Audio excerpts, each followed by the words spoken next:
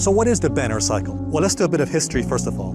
Samuel Benner was a very wealthy and prosperous farmer back in the 19th century, and he was wiped out. He lost everything in 1873. As a result of losing everything he had, Samuel Benner became interested in market fluctuations, in market cycles. So he did a lot of digging and research to find out what kind of cycles and fluctuations the market has, and he came across a very interesting pattern, which essentially he put into a chart, as you can see here, called the Benner cycle. The market essentially has two cycles. One larger cycle, we call this the major cycle, which is shown to you in that brownish orange line. We'll call this the major cycle, and there's also a minor cycle, a smaller cycle, shown to you in black. Now, interestingly, the Benner cycle has caught some important tops and bottoms in the market over the last 100 years. Now, I should mention, Jay Keppel of Sentiment Trader does warn that this is not a trading system. It should not be used as buy and sell signals, even though Samuel Benner himself says there when to make money, the times when to make money, which is quite interesting and funny. But it can be used. In fact, Jay Keppel himself says it can be used as a guide.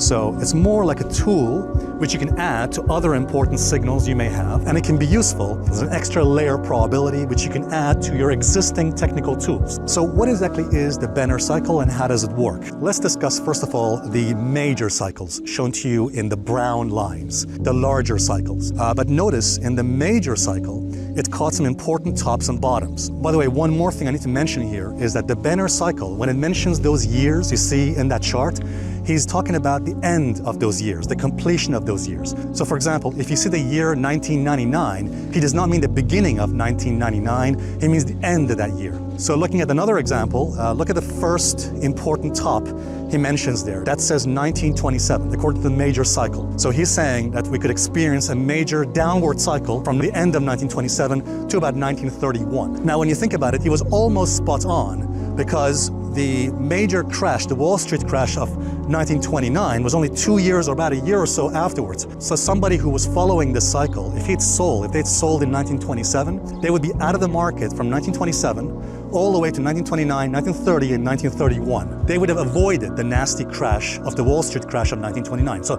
I think he was pretty much spot on there, because they were just about a year or so away from the Great Depression of the 1930s. Again, remember, he devised this chart over 100 years ago, back in the 19th century. He actually saw a major top coming in the year 1999, actually at the end of 1999. So notice he was right about the bullish period from 1996 all the way to 1999, and that was during the internet bubble, the dot-com bubble, and the dot-com crash, which came just about a year after 1999 in the year 2000. The stock market, as we know, topped in the year 2000, and then we saw a major crash, an 80% crash in the NASDAQ, not to mention a 50% crash in the S&P 500. His prediction also was right about the major crash we saw at the end of 2019, at the beginning of 2020, the major COVID pandemic crash that occurred in the year 2020. Although you'd probably have missed out on the major rally that occurred after the crash. Now, what I want to focus in this particular video is the minor cycle. According to Jay Keppel of Sentiment Trader, there's a specific pattern that Samuel Benner discovered with the market fluctuation of the cycles. According to Samuel Benner, the market goes through 2 years of a favorable or positive cycle, and then 5 years of a bad period or a negative cycle. Then 4 good years or positive years, followed by 7 years negative, 7 negative years. Then a 3-year positive cycle, followed by a 6-year negative cycle. So let's have a look at an early example. That was 1926 to 1931. Again, slightly early than the 1929 crash, but nonetheless, you would have avoided the major depression, the first major crash that we had from 1929 to 1931, to the end of that year. But more recently, notice that he's talking about a bullish period from 1996 to 1999. Then, of course, at the end of 1999, we had the dot-com crash, as we explained. But very interestingly, notice he predicted the major crash of the year 2007, 2008. Of course, not every single signal on his chart is correct. In fact, there are some which were not correct. So for example, he was forecasting a top in the year 2016. That's not correct. As a matter of fact, 2016 was a good year for getting into the stock market. But in any case, it seems the majority of his forecast, of Benner's forecasts in this Benner cycle are correct. Now, what I'm interested in is his forecast for the year 2023. He's saying that the completion at the end of this year, 2023, this should be a good period for buying or being long in the stock market. So essentially, according to the Benner cycle, from 2023 to 2026, this should be a good period positive, favorable period for the stock market. So in other words, if the cycle is right, that 3-year period from 2023, from the end of 2023 to the end of 2026 is likely to be a favorable, positive, bullish period when we should be long. In other words, be in the stock market in that period.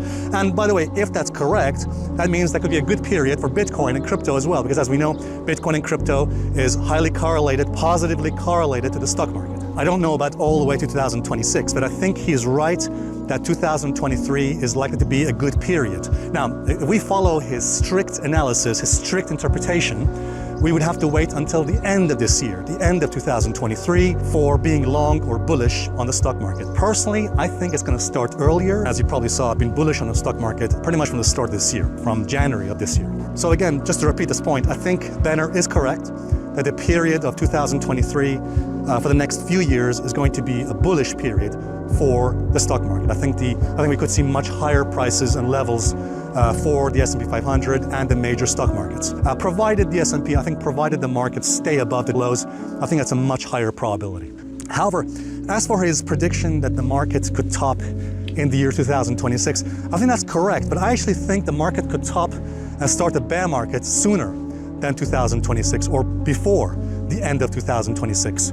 Just to mention what I said earlier and what Jay Keppel said, this is not to be used strictly as buy or sell signals or as a system on its own. We should combine this with other technical methods. I'm using this Benner cycle not on its own, but an extra degree of probability, as an extra tool with my existing tools. Just go back to the chart and look at it again. Notice that he's saying that this bearish period, this bear market, which could start from 2026 or the end of 2026, will eventually finish in 2032. In other words, this bear market, if he is right, could last 6 years. In other words, pretty much towards the end of this decade.